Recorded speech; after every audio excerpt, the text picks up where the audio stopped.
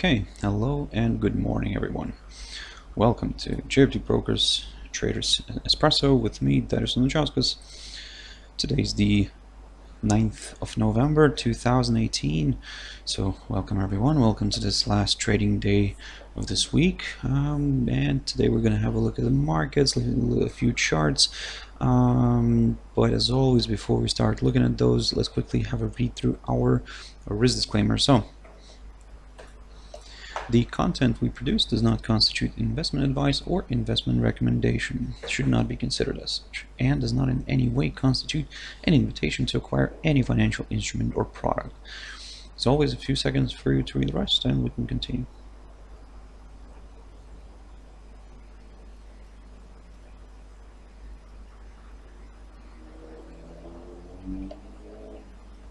Okay guys, so now then let's jump into the charts. Now the first one I want to touch on is silver. Now silver, I was looking at this one this week, and I was talking about this potential, this little tentative upside support line that in a way kind of got broken, got violated, and in a way now it kind of becomes a bit irrelevant here, because what we're going to focus on here is this little range that we see silver trading in, and that's approximately between the 14.21 on the downside, and on the upside the 4.91 area. So keep your eyes on those, because as you can see, it managed to reach on last Friday. We saw this one hitting the upper side here, upper bound of this range.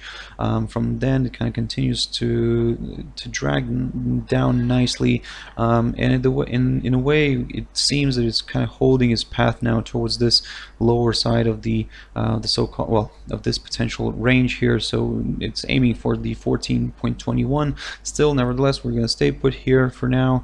For us to get comfortable with the downside, we would need to see a nice good break here below the 14.21, where we could then aim at least towards the lows that we saw around the September time here. So the lowest point of September near the 13.95 area, marked here by the low of the 11th of September to be more precise.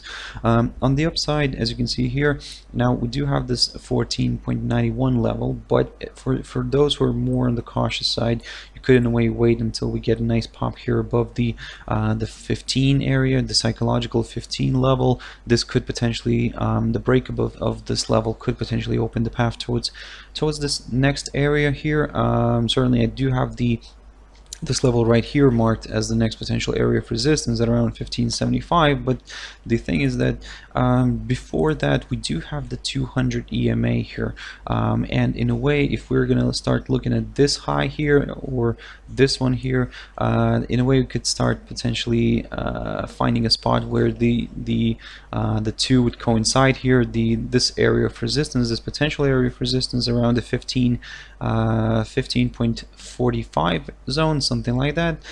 In a way, keep your eyes on that one, because it's, like I said, this could also coincide here with this 200 EMA here on the daily chart, and we could in a way test that area as well. And initially, of course, the idea here that we could see maybe the price stalling here near this area, and then if of course the buying momentum remains strong, then yep, we could continue pushing higher. But for now, just looking at this, just looking at where the commodity is right now, it's kind of course moving towards the downside, but again, like I said, don't forget about this level here, because we could see maybe this one rebounding back up here and pushing towards the upper side of the range here. And to be honest, the longer the range, the more kind of the stronger it becomes, and then the stronger the break eventually could be. So in a way, we could, like I said, we could see this commodity trading here for a while, but of course let's see what it wants to do with this level first, the 14.21 area. Jumping into a few pairs now, and the Euro USD. So now this is coming in line with, okay, so not really coming in line, but this is something that I really want to kind of show you guys. So I was talking about this one in the beginning of the week as well, and I was telling you guys to keep an eye on this veg formation here, on especially looking at this daily chart. But to be honest, let me just jump into a 4-hour chart, as it could be better visibility here. So we had this falling veg formation. We did have a nice pop here to the upside, managed to reach the 114.95 area, and also just fell shy of a few pips of touching the 115 zone. And as you can see, since then kind of the pair continues to travel lower. It managed to break back below this this downside resistance line taken from the 26th of September, or in other words, the upper side of the this veg formation. So it kind of managed to move back inside it. Now the worry here is that we're close now towards this key support area, which in the past, as you can see, acted as a resistance as well. So the 114.35. Now this is where we're going to keep an eye on. 113.35. I do apologize, guys. So the 113.35, we're going to keep an eye on that one, because a nice good break below that could eventually open the path again towards this now, which is kind of becoming more of like a psychological level, the 113 zone. So we could in a way see this pair traveling further, but again, like I said, I'll repeat myself for that, we would need to see a good break below the 113.35. At the moment, it is quite looking oversold. Potentially, maybe if the 113.35 holds, we could see this one traveling back up here, maybe breaking the 113.55, testing the this area right here, the upper side of the falling veg, and then moving lower again. So keep your eyes on this one, guys. I mean, for the upside here, now with the upside, it's a bit tricky right now, because as you can see, we had this nice short-term upside support line that kind of continued to hold, but it got broken here yesterday, and yep, I mean, this pair kind of rolled over here and moved lower. So for us, in a way, to get comfortable with the upside again, we would need to see, of course, a nice good break here above this 113.90 zone, and of course this could also lead towards a break of this upper side of the falling veg formation, and then of course we'll just continue monitoring these higher levels. Certainly we'll be very cautious here, and for us, let's say, to get more comfortable with seeing euro dollar traveling much higher, then we at least need to see a nice good reversal here back above this short-term upside support line, and then eventually a nice good close on the daily candle here above the 114.55. Of course, don't get me wrong, I mean, we do have the 200 EMA here as well. We do have this next area of resistance. So for those who are on a more cautious side, you could in a way wait until we get closer towards this 114.95 level again, and if it starts to break, then yep, we could then see further acceleration here towards the 115.50 or even the 115.75. So keep your eyes on that one. Let's see how this plays out. But to be honest, at the moment, looking at this, it's looking more bearish than bullish. GBPUSD. Good one as well, certainly also getting hit slightly here, currently breaking this level here, the 130.35 zone, but as you can see now, it's trying to find this new area of potential support, and this is where it's kind of getting held here right now at around 130.20. Now the 130.20 here also coincides here with this 50 EMA, so let's see how that plays out. We do have a bunch of EMAs actually here as well. So we got the 50 EMA as a red line, the black 200 EMA, and the green 100 EMA. So in a way, we could see these kind of holding it. Maybe we could see a bit of a correction here back to the upside. Certainly that's just an idea here. For now, like I said, for now this is just kind of continues to move lower, but a strong potential area of support here that we've got marked is the 129.50 zone, approximately there, from which, as you can see, on the 2nd of November, it kind of bounced off and continued pushing higher. So this in a way becomes quite an important level to watch. If this gets broken, now this could turn out to be ugly again for the GBPUSD, and we could see further declines here, where we could then aim for the 129.20, or even lower here towards the 128.50. But again, I will repeat myself, first, for seeing these lower levels here, we need to get a nice good break here below the 129.50. At the moment we're stuck here near the 130.20, slightly below that, and now as you can see it's going to continue to push lower, and it's going to try to test the it's already testing the 200 EMA on the 4-hour chart here. So yep, keep your eyes on that one.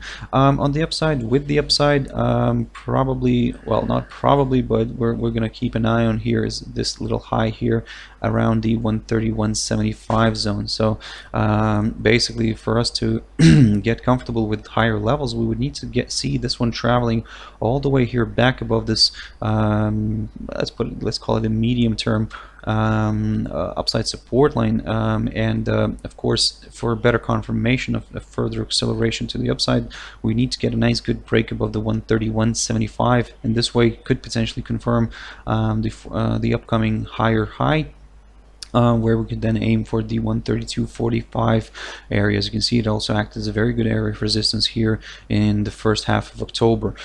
So yep, for now guys, be very cautious with this pair. At the moment I would probably not recommend, let's say, to jump in here yet, because in a way if this wants to continue pushing lower here later on, then wait for probably a pullback here, either maybe towards wait for the 130.75 again, or actually maybe a little bit lower, the 130.45, so which was marked here by the low of the intraday, or actually was it the low? Yes, that was the low of yesterday. So you could in a way have a look at that one. The 130.45 could be a nice area for an entry as well if it continues, if it holds, of course. That's the main point here. Jumping into USDCHF, I was talking about this one yesterday, and I was telling you guys to watch out for this downside resistance line, and of course keep an eye on the 1.007 level. So we, as you can see, we had a nice pop here yesterday above this downside resistance line, and then we actually got nice. Now we're moving above the 1.007 level, and it seems like it wants to continue pushing higher. We do have some good levels here above the, of course, the psychological 1.01 area, and of course if that doesn't hold, well, it could continue pushing higher, but let's have a look at that if we get higher further. Now going back into history here, if you drag this all the way here back towards the for this one probably I need a daily chart actually, so nope, a bit of a mess, and there we go. So now then guys, so in a way if we get a nice break above the 1.01 area, what you could start looking at is this little area right here, this next potential area of resistance at around 1.017. So 1.017, let's put it that way. Let's kind of chop off a bit of a few numbers. So 1.017 could be our next target if we get this nice push here above the 1.01 area. On the downside here, looking at this picture, looking at the 4-hour chart, actually, for us to get comfortable again with lower levels, we need to see this this pair moving back below this short-term downside resistance line, and also breaking below this little area here of support around the 1.001 mark, something like that. So can always keep your eyes on down, because a nice good break below that could send this pair towards the test of the 0.9985 or even 0.9960, but for the 9960 could be that level to watch, because a nice good break below that, a nice good close on the daily chart, on the daily candle below that, could potentially open the path towards much lower levels. So certainly, of course, we will be keeping an eye. We would be keeping an eye on this 200 EMA as well. And jumping into USDCAD, the last pair for today, for this session, it continues to push higher nicely. So it continues to kind of get supported by this this upside line here, taken from the 1st of October. Now we can see it's breaking this key resistance at 131.60. Now this is where it's becoming quite interesting for the bulls, where now we could aim for the 132.30 mark. Now this area here, the 132, actually let me just slightly adjust this a little bit, guys. There we go, just to grab this peak. So that's around approximately 132.25, something like that, 26, which is marked here by the peak of the 6th of September.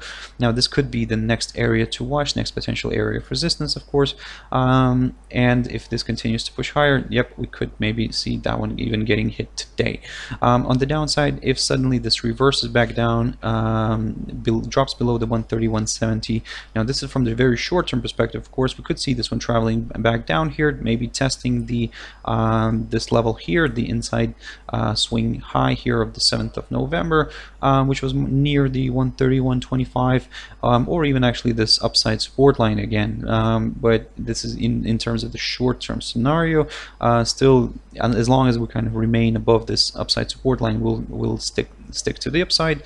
But if this suddenly starts breaking it again, and we finally see maybe a close on the daily candle here below this upside support line, certainly we're going to be a bit more to the cautious side here, because we'll wait probably for a nice good drop here below the 130.85 mark, approximately there, which could potentially open the path towards these lower levels. So for now, guys, keep your eyes on this one. At the moment, looking at this picture, it seems that it seems that it wants to continue pushing higher, but then again, anything could happen. So let's see how this plays out. Okay, guys, thank you very much for watching and listening, and I hope you found it useful. And if you want to join me later on, Traders tea time, and that's 13:15 GMT, 14:15 British Summer Time. But for now, thank you very much, and bye bye.